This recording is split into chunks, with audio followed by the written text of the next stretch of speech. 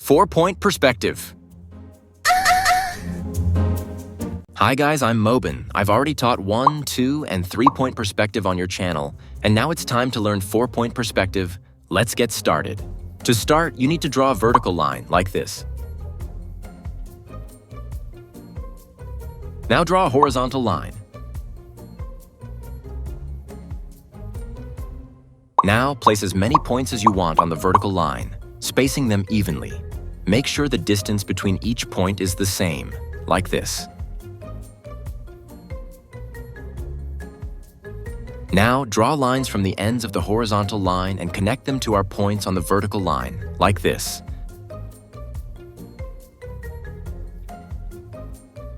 Next, connect the ends of the vertical line with curved lines, keeping the distance between them equal, like this.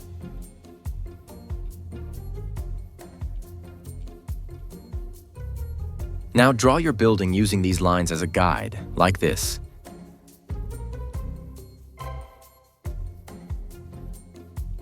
Just like that. And an important tip, here's a little cheat. Take a screenshot and use it.